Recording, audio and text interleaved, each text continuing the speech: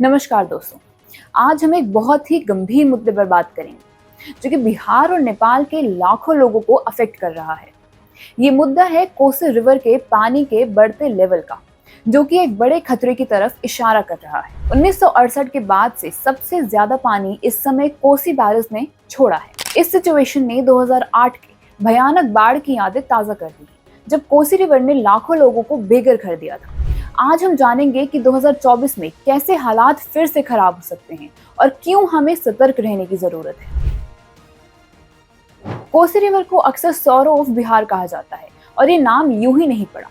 Kosi river की खासियत है कि ये अपना रास्ता बदलने में सक्षम है। ये नदी कई बार अपना कोर्स बदल चुकी है, जिससे कि बिहार के कई इलाकों में भयावह बाढ़ आई है। इसका सबसे बड़ा एग्जाम्पल 2008 का कोसी फ्लड है, जब लगभग 3 मिलियन लोग बेघर हुए थे और हजारों लोग अपनी जान से हाथ धो बैठे। आज 2024 में जब कोसी बैरेज से 6,61,295 क्यूसेक पानी छोड़ा गया है, तो हमें एक बार फिर से सतर्क हो जाना चाहिए। कोसी रिवर का ये अनप्रेडिक्टेबल बिहेवियर इसे खतरनाक बनाता है। जब भी नेपाल और भारत में भारी बारिश होती है, ये नदी अपने तटबंधों पर दबाव डालने लगती है। यदि तटबंध टूट जाएं तो इसका असर नेपाल और बिहार के कई हिस्सों में भयंकर बाढ़ के रूप में सामने आता है। 2008 में भी ऐसा ही हुआ था, जब कुशहा में एक तटबंध टूट गया था।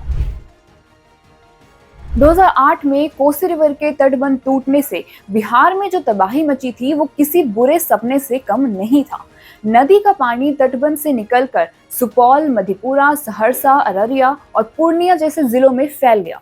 लगभग 3 मिलियन लोग बेघर हो गए थे और हजारों की मौत हो गई थी। 2008 की बाढ़ एक ऐसा डिजास्टर थी जिससे कि बिहार के कई इलाके आज भी उभर नहीं पाए। इस बाढ़ की वजह से सिर्फ लोगों के घर और जमीन ही बर्बाद नहीं हुए, बल्कि उनकी जिंदगी भी बहुत ही बुरी तरह अफेक्ट हुई। कई लोग आज भी उसके नुकसान से उबरने की कोशिश कर रहे हैं। कई जगहों पर सैंड डिपोजिशन के कारण खेती लायक जमीन भी खराब हो गई, जिससे लोगों के लाइवलीहुड्स पर बहुत ही गहरा असर पड़ा। आज हम फिर से वैसा ही खतरा देख रहे हैं, तो हमें इससे सबक लेने की जरूरत है। अभी 2024 में जो हो रहा है, वो 2008 से काफी हद तक मिलता जुलता है। इस बार भी नेपाल और उत्तर बिहार में भारी बारिश के कारण कोसी बैरेज पर पानी का दबाव बढ़ गया है। 6,61,295 क्यूसेक पानी को छोड़ा जाना 1968 के बाद सबसे ज्यादा है। तटबंधों की सुरक्षा को लेकर चिंताएं बढ़ गई, क्योंकि अगर तटबंध कमजोर हुए तो फिर से वही हालात पैदा हो सकते हैं। 2008 में भी पानी का लेवल तेजी से बढ़ने के बाद तटबंध टूटे थे।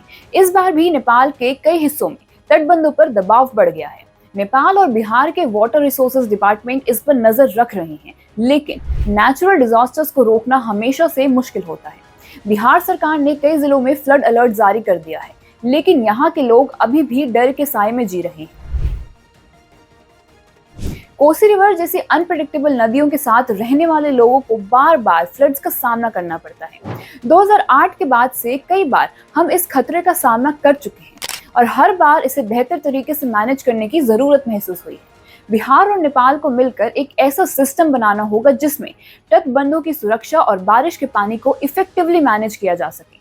फ्लड मैनेजमेंट के लिए मॉडर्न टेक्नोलॉजी का इस्तेमाल और रिवर फ्लो को कंट्रोल करने के लिए लॉन्ग टर्म स्ट्रेटजीज की सख्त जरूरत है। नेपाल और इंडिया को मिलकर काम करना होगा ताकि इन नदियों का वाटर फ्लो बेहतर तरीके से कंट्रोल हो सके और ऐसे डिजास्टर से बचा जा सके। 2008 की तबाही से हमने कई सबक सीखे थे और अब समय आ गया है कि उन सबक का इस्तेमाल करें। फिलहाल के सिचुएशन को देखते हुए इमीडिएट एक्शन और प्रिपेयर्डनेस की बहुत जरूरत है।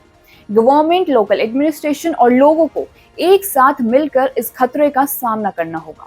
रिलीफ कैंप्स, फूड सप्लाईज और रेस्क्यू ऑपरेशंस को स्टैंड बाय पर रखना बेहद जरूरी है।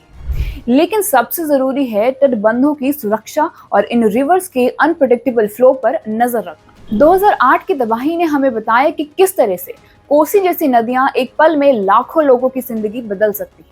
इस बार हमें पहले से ही तैयार रहना होगा। लोगों को सेफ जोन्स में शिफ्ट करने के लिए प्लान्स बनाना जरूरी है और इस बार ये इंश्योर करना है कि ऐसी तबाही दोबारा ना हो। आपके इस मुद्दे पर क्या राय है, हमें कमेंट सेक्शन में जरूर बताएं।